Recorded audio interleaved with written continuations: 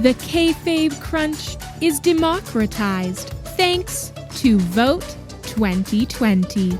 All votes were counted and you decided Larry Hornbill will be the president of the Wrestling Media Association of America. Not really, as this is a fictional election in a silly podcast.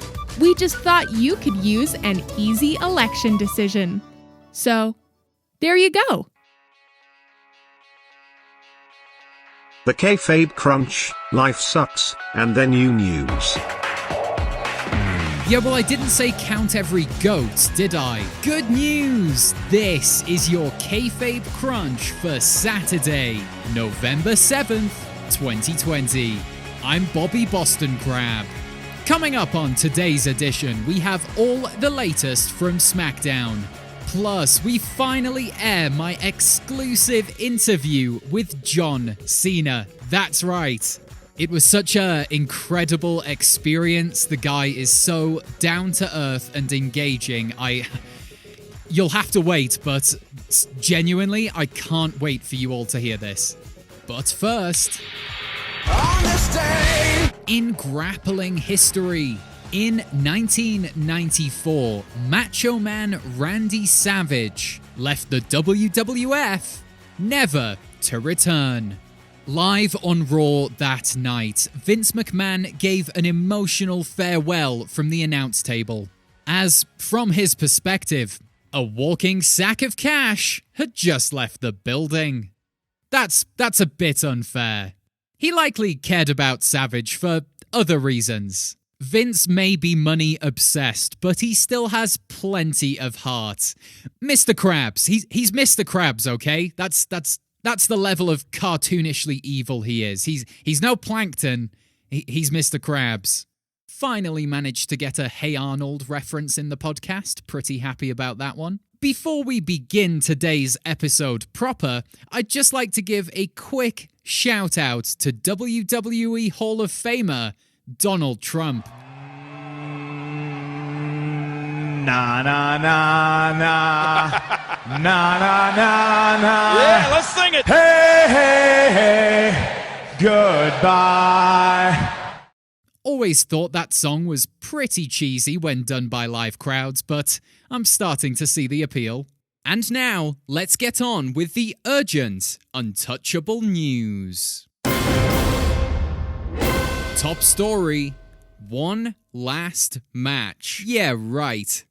Last night's show began with a huge championship match. Sasha versus Bayley for the SmackDown Championship. Prior to the bout, Bayley reminded us that Banks has never successfully defended a world championship. NXT wasn't considered global back then, don't at me. And then she said she'd leave Sasha crippled, which is dark. So very dark. And then, well, they wrestled. Now, we don't usually cover the wrestling, the grappling, the combat here on this Wrestling News podcast.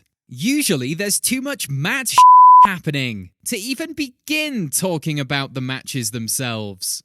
So yeah, I guess it started with holds, arm locks, grapples, then sort of more punches and kicks, then some impact moves, lots of suplexes, some near-weapon interference that was avoided, then signature moves followed by the Banks statement for Banks to win via submission. Wow, when you actually watch the wrestling itself, you start to think this sport might not be, real. Oh, but everything else though, the family drama, the car crashes, the poisonings, the explosions, that's all real. It's on TV, it must be true. After finally defeating her former friend, Carmella returned and attacked Banks. Carmella has returned with a new look. A couple of things are different. I can't really put my finger on them though, because she's untouchable. Carmella now looks to be next in line for a title shot by virtue of her attacking the champion despite not winning a match in 7 months, because that's how it works. Now it's time for your fast count, the Pat McAfee of news. Seth Rollins qualifies for Survivor Series, following some help from a love-struck Murphy. If this ends in a custody of Aaliyah match at TLC, I swear to God. Tonight, AEW presents Full Gear, the show that makes Fastlane and Roadblock seem like sensible pay-per-view titles. Matt Hardy is pre-taped, so it should be good. Lars Sullivan reveals his essentials for a second lockdown. Dirt. Glass. Bugs. Big E spotted playing Trivial Pursuit. I've no clue when he'll challenge for a title. Reigns currently has a monopoly, so it would be something of a risk. Battleship. Natalya is given a second opportunity to join the Survivor Series team. She lost, but will be given a third opportunity next week due to holding a boat license.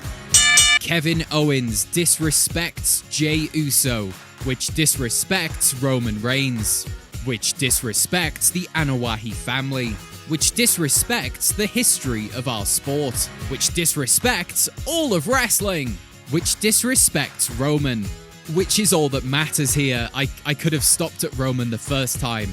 Didn't need to list all those things. Billie Kay hands out resume all day. Shouldn't have split with Royce, but she had no choice. Name of iconic now seems ironic. And that's your fast count. You've been counted out. Big mouth, bigger leg. Okay, now it's time for the moment you've probably all been waiting for. My exclusive interview with 16-time champion John Cena.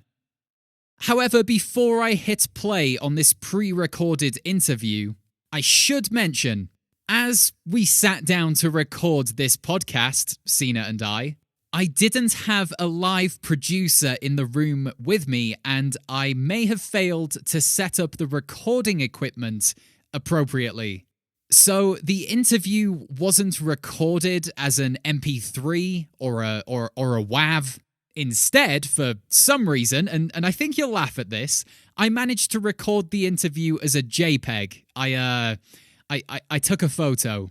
So, as this is an audio medium and I can't just show you the cool picture of me and Cena hanging out, shooting the breeze, what I've done is I've ran the photo through some MP3 conversion software.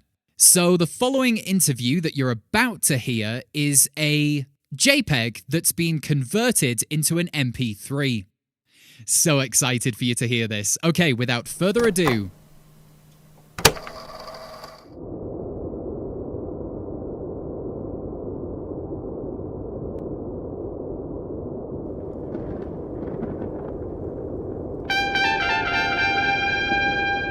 Yeah, absolutely. I started working out when I was 12 years old. World Wrestling Entertainment. We do what we do for the sake of entertainment.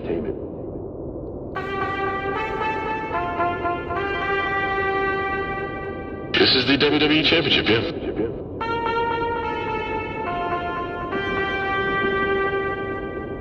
Oh, it's just like everything else. You just gotta eat a little more. Fine speech. I was really just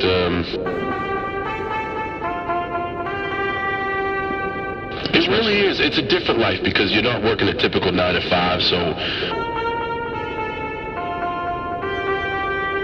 really kind of forced us to watch wrestling as kids. I come from a house of 5 boys, and he was a true disciplinary dad. Anytime we were bad, we got the strap, we got our ass beat for misbehaving.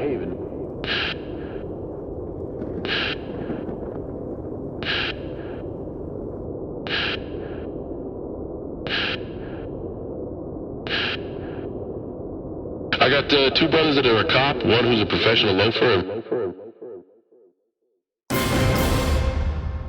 And there's just time for a letter to the editor. Always love these. Dear Kayfabe Crunch LLC, please pay your outstanding business tax before December 1st, or you know what? This is private. You don't need to hear this. This is private. Join us Tuesday when we'll ask, why isn't Billy Kay 24/7 champion? It's a great fit, and you all know it. And remember, you can support this podcast by following us on Twitter at Kayfabe Crunch. We are a wrestling news podcast. We're not a Twitter account, so we don't really tweet much. But please do give us a follow, say hi, tell us what you like specifically about the show, and we won't reply because, as we said, we're a podcast, not a Twitter account, so don't get your hopes up. This has been the Kayfabe Crunch, your not quite daily, not quite news bump for the world of professional wrestling. The Kayfabe Crunch is powered by the Kayfabe Crunch, a twice-weekly wrestling news podcast in 15 minutes or less. The latest news and reports from the greatest sport on the planet. Serious journalism you can't find. I'm sorry. I can't even finish that sentence. Search Kayfabe Crunch wherever you listen to podcasts. The Kayfabe Crunch